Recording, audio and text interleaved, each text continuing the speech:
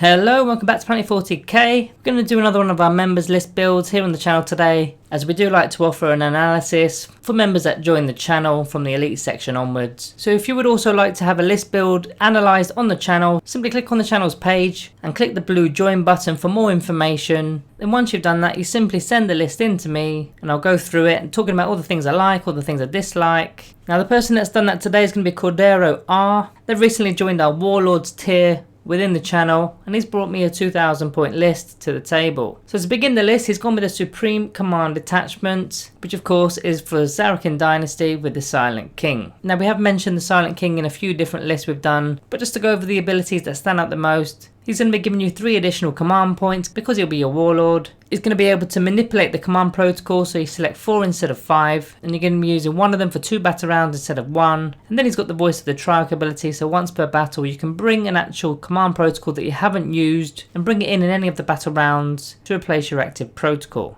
Now we will go over in the tactics section of this video how exactly he's going to be planning on using these command protocols. But as for the list build, this is 450 points and it's a Lord of War model. Then onto the actual main bulk of the army, he's gone with a Battalion Detachment. And even though this costs 3 command points, you basically get that refunded due to the Supreme Command Detachment command benefits. Now the actual Dynasty code that is selected today is the Eternal Conquerors, which is going to get the Objective Secured ability, and then Relentlessly Expansionist for that 6+ pre-game movement. Now this is quite a common custom Dynasty code that people select. However, there is a bit of a twist to this list, so stick around to see what that is. Okay, so the actual first HQ of this Battalion Detachment is going to be an Overlord model. Now he's putting the Rarefied Nobility stratagem on him for 1 command point to give him an actual Warlord trait, because of course the Silent King is the Warlord for this army. So he's going to be getting the Eternal Madness, so he's going to be able to reroll all his boom rolls in melee. Now as for the actual weapon he's taken, he's going to go with the Staff of Light, so it's a shooting and a melee attack, both at strength 5 minus 2 AP 1 damage. The range of the shooting capabilities is 18 inches, and as for the melee side of things, he's going to be having 4 attacks. And both of these profiles of course hit on 2s. The main reason for taking an Overlord is the Mine Will Be Done ability, so core units within 9 inches are going to get +1 to their attack hit rolls. So as we go through this list, there will be some synergy connected to the Mine Will Be Done ability. But as for the second HQ within the list, he's gone with the Technomancer with the Canoptek Cloak for 5 points, so he's got the fly characteristic and he can move 10 inches and he can repair 1 friendly Dynasty model within 3 inches, D3 lost wounds. He's also got the Staff of Light, so the exact same capabilities there. However, in melee it's only strength 4 because it's strength user, and he won't be hitting on 2s with either of the profiles, he'll be hitting on 3s. Then we've got to talk about his Rites of Reanimation.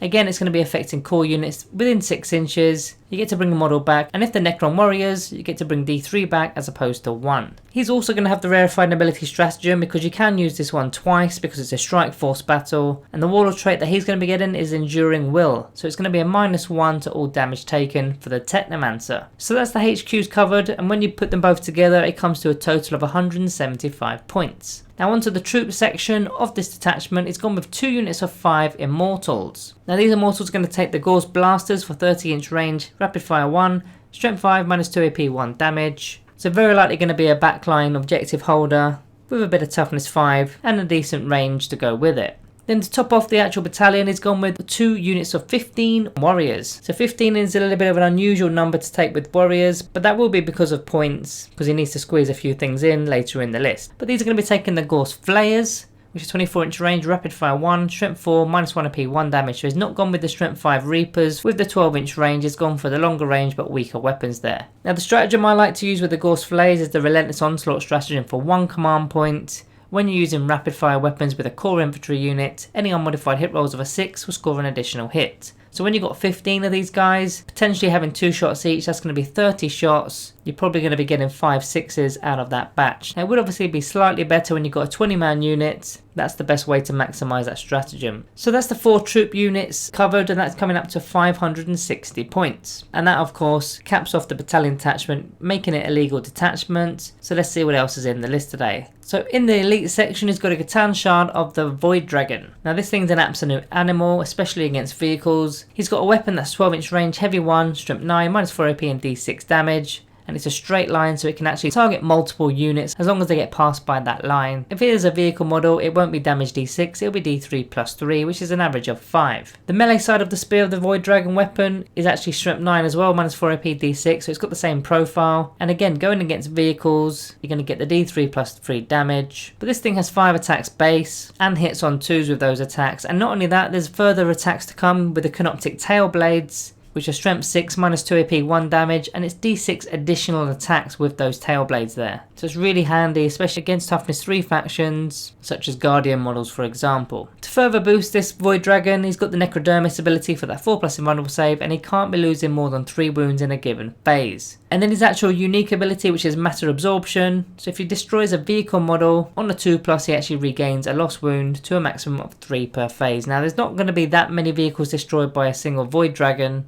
but still it is quite nice when he does pop 1 or 2 in a given game to get a few wounds back there. Then we mustn't forget that he's got the Catan powers. He's got the Voltaic Storm, which is his unique Catan power, which selects an enemy unit within 18 inches invisible, and it can't unfortunately be a character with a wounds characteristic of 9 or less while they're within 3 inches of another enemy unit. It's actually a little bit better than a Lookout Serve because it could just require one single model to provide that. And then you simply roll a dice. On a 2+, the unit suffers D3 mortal wounds, and if it's a vehicle, it's going to be D6 mortal wounds. And furthermore, that vehicle is actually going to be considered to have half the wounds remaining for the actual characteristics it uses, so it's going to be bracketed very likely there. And then the second power it's taken is Times Arrow. So enemy unit within 18 inches invisible again. So you roll the dice, and if the total exceeds the wounds characteristics of any models within the unit, the opponent selects one of those models to be destroyed. So very nice on an elite unit in particular. But of course it does get more difficult because you're rolling against the amount of wounds a model has. Don't forget you've got 3 stratagems available for the Catan Shard. You've got Strange Echoes for a command point, so you can replace one of your powers. So if you didn't quite fancy either of the powers we just mentioned, you can swap them out for 1 command point. You then got the Dimensional Destabilization stratagem for 1 command point to be able to use an additional power that phase, and then the Entropic Strike stratagem for 2 command points, which removes enemy invuln saves against your melee attacks, which is going to be really handy because your actual Sphere of the Void Dragon melee attack is strength 9 minus 4 AP D6 damage, but it doesn't go straight through invulns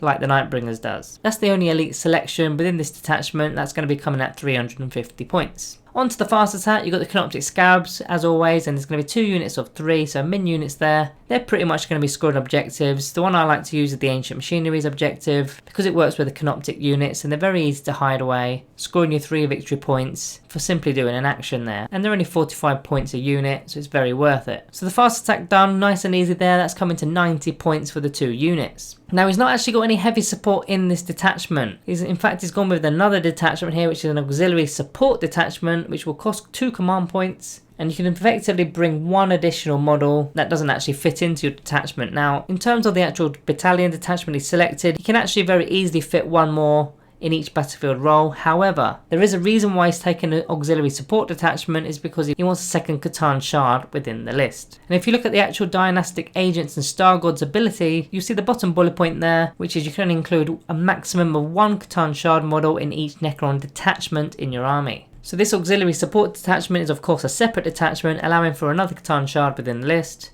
and he's gone with a Nightbringer. So very similar to the actual Void Dragon, it's got the Necrodermis again for the 4+ invuln save. It can't lose more than 3 wounds per given phase. This time it's got the Drain Life ability, which is any melee attack made with a Nightbringer. When it's allocated to an enemy model, that enemy model cannot use any rules that ignore wounds it loses. Now what I like about the Nightbringer is it's got 2 different melee profiles, one for more horde units and one for more elites. So the Reaping Sweep profile, which is strength 7 minus 3 AP 1 damage, and you actually make 2 hit rolls instead of 1. And when he's got 6 attacks base, that means he's going to have 12 attacks with that profile. Really good against large units, especially toughness 3, because you're going to be hitting on 2s and wounded on 2s. It's going to go straight through the armor there. Or for the more tougher units, you go with the Entropic Blow profile, which is going to be strength times 2, making it strength 14. Minus 4 AP, damage D6. No invuln saves can be taken against the attack. And then when you go back to that Drain Life ability, there's also going to be no Feel No Pain saves because that's a rule that ignores the wounds it loses. So no invuln saves, no Feel No Pain saves, virtually no saves whatsoever. Unless they've got a 2+ armor save like a Terminator save, then they will get a 6+, but that's the best they're going to be getting there. As for his actual Catan powers, he's got the Nightbringer's Catan power, which is Gaze of Death. Select an enemy unit within 9 inches invisible, roll 3d6, and each roll of a 4+, that unit suffers d3 mortal wounds. I really like that one, that's one of the strongest ones in terms of the unique Catan powers. And then he's gone with Antimatter Meteor So you roll a d6 for the closest enemy unit within 24 inches and visible, and the unit suffers 3 mortal wounds, and on the 6 they're going to be suffering d3 plus 3 mortal wounds. This one's actually one of the most powerful generic options we got, but you just got to bear in mind it goes on the closest enemy unit as opposed to selecting one. Now the Nightbringer also has those 3 powers available to him, which we've already gone through. However, just bear in mind that the Entropic Strike stratagem is only really required when you're using the Reaping Sweep profile, because the Entropic Blow profile already goes through invuln saves. So that's the auxiliary detachment, and it's going to be costing 370 points. And that in fact caps off the list, bringing it to a grand total of 1995 points. So let's get on with his tactics of how he's going to be using this list. So of course with Eternal Conquerors, he's going to be going for objectives secured. He's going to be trying to get onto the objectives, scoring points, whether it's primaries, whether it's secondaries. He's going to be wanting board control with his units there, and he's actually got quite a few units. There's 4 troop units in particular, and of course with that Relentlessly Expansionist, he's going to be doing a pre-game movement 6 inches, so those warriors are going to get up the board. Now unfortunately this is not going to work with either of the Catan shards, because they're dynastic agents. They do not get the dynasty code, so they're not objective secured, and they don't get that 6-inch movement. So as for each individual unit and what they're going to be doing within the battle, the warriors are probably going to be going towards the centre of the battlefield, try to dominate the actual centre of the board, depending on where the no man's land objectives actually are. But they're going to be pressing on forward, very likely going to be accompanied with a Silent King, because he's got all of his abilities that are going to relate to the Necron core units. So he's got the Fair of the Stars aura for those core units to be able to reroll their hit rolls at range. He's got the Relentless March aura, so they're going to get a 6-inch movement as opposed to a 5-inch movement. He's got the My Will Be Done ability, so they're going to be hitted on 2s. And he's also got the Fair on ability, so he can be doing that on 2 different units as opposed to 1. And of course there are 2 different Necron warrior units that are probably going to be accompanying him. As for the Silent King's actual damage output, well, he's got the Annihilator Beam, and in fact he's got 2 of those, 36-inch range, heavy 1, strength 12, minus 4 AP, damage d6. These things are actually on the Trial Core Menhirs, and they're going to be the first models that actually go when the unit takes damage there. So because they're 5 wounds each, as soon as the unit loses 5 wounds, one of those beams will go, and then a further 5 wounds, the second beam will go. So don't expect those beams to be there all game, because they're going to get targeted very early. But as for his other shooting capabilities, he's got the Scepter of Eternal Glory for 3 strength 8 shots with minus 3 AP 2 damage. He's got the Staff of Stars for 9 strength 6 shots at minus 2 AP 1 damage. Really good against Toughness 3, that one. And then the other 3 options are melee attacks. One's at strength 9, one's at strength 8. And one's at strength 5. So we can be damaging all sorts of different enemy units, whether they're horde units, whether they're elite units. But really you want to be using this guy as a support character as opposed to an actual beat stick, because he's going to be supporting the Necron warriors in particular, buffing them up, all while camping on the middle objective of course. Now just to further add to those dynastic codes, he's of course got his own detachment as well, so he's not going to get that 6-inch pre-game movement or Eternal Conquerors. And the Zarakin Dynasty isn't going to work on him also, because he's a dynastic agent model. Now as far as the command protocols go in terms of the tactics, the Silent King can allow you to select only 4 command protocols and then use one of them twice within the battle.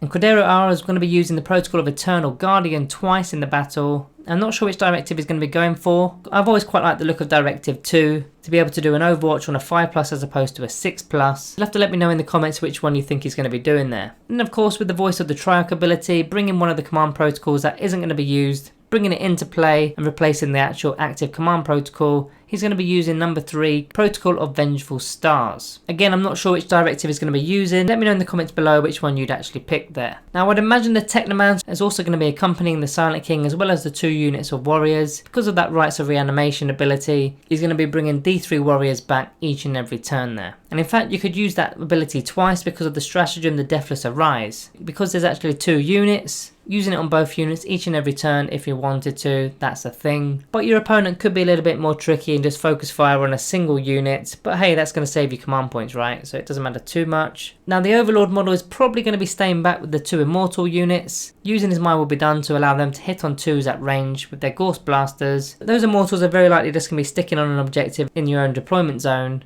Again, with their toughness 5 and their 3+ armor save, they don't need to be moving too far there, especially at range. Their Scarabs are going to do what Scarabs always do. They're going to be keeping a low profile, trying to score primaries, trying to score secondaries. Now I don't think he's going to be using these as an actual screen because there's no heavy support options within this list. Now maybe they're going to be following the Catan shards, I'm not quite sure. But either way, they can either be doing that or going for the objectives. Now as for the 2 Catan shards, they're just going to be causing mayhem. They're just going to be an absolute distraction Carnifex. They're going to be running up the board, doing as much damage as they possibly can. Now they're obviously going to get targeted because they're an absolute threat, which kind of means all the other models within your army are going to be doing a lot of good stuff in terms of collecting points.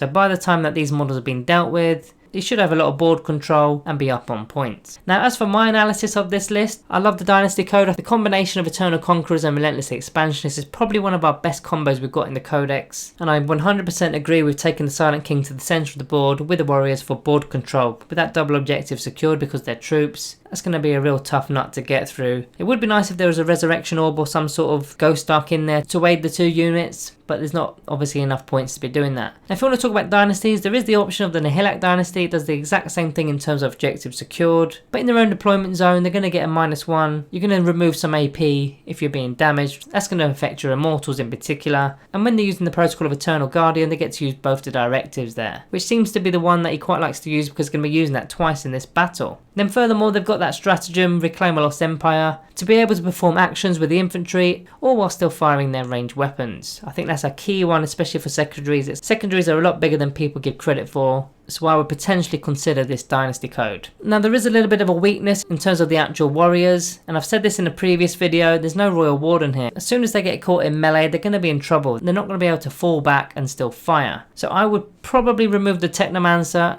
to replace it for the Royal Warden. You actually save 5 points by doing so, and of course with the Royal Warden using his adaptive strategy you can pull out a core unit within 9 inches that's in engagement range, and they'll still be eligible to shoot on the turn that they fell back, which I think is absolutely massive for warriors, because if they're not shooting, all they're doing is really doing what a Scarab unit would do, which is holding an objective. If you further wanted to save some points, you could downgrade the Overlord to a Necron Lord, which should save you 25 points, and in fact you probably didn't need that Warlord trait as well, because you've spent a command point to get the rerolls to the wound rolls in melee, but it's probably not going to be in combat, especially with a Staff of Light as well. Now there is something I would do, but it is a little bit of a drastic change to the list, and it's simply because of the warriors. Now I would want the warriors in max units of 20 as opposed to 15. So in order to get 10 more warriors, you're going to need to find 130 points there. But there is a way if you do these changes. You can gain 25 points from downgrading the Overlord to a Necron Lord. If you then remove one of the Immortal units, that's 85 points more there. That comes up to 110 points already, which will get you 19 models in both the squads there. And it's going to leave you 6 points spare, and plus your list actually had 5 points spare to begin with, so you got 11 points in total spare there. Then if you're actually swapping out the Technomancer to a Warden, that's another 5 points there, putting you on 16, and then you can simply just buy another Scarab base, or max out one of those units of course. I think it's really important to maximise those warriors for the reanimation protocols in particular, because once they go down, the bulk of your actual game plan has gone. Now as for the 2 Catan shards, I think it's a real cool idea having 2 of them running up the board. Just be mindful of Psychers. Psychers are the Catan shard's worst nightmare, because you don't want to be losing additional wounds in the psychic phase, as well as the shooting phase and the fight phase as well. And then furthermore, if there's any mortal wounds coming from other phases such as the movement phase. But the psychic phase is the more common one, especially with the new supplements that have come out for the Grey Knights and the Thousand Suns. There's a lot of Psychers on the table at the moment. As for some secondaries that I'd take with this list, well, Code of Combat for starters, because the Silent King as well as the Overlord is going to be scoring you points. It's actually 3 victory points for each enemy unit that's destroyed by a noble character. So the actual Overlord is probably not going to be killing anything if I'm honest, but that Silent King should easily maximise this secondary. If you preferred Purge the Vermin, I mean I'd probably pick that in every game if I'm honest. It's very tactical because it spreads your opponent's list very thin. They've got to cover all quarters of the board, otherwise you're simply scoring 2 points for each quarter. So they've either got to commit to those quarters, which actually leaves them very vulnerable within the game, or they're just going to have to not bother with it and then you're just scoring points. So I always take Purge the Vermin. And the last one, Ancient Machineries, because you've got some Canoptek units out there, as well as 4 core units, you can be doing the Ancient Machineries actions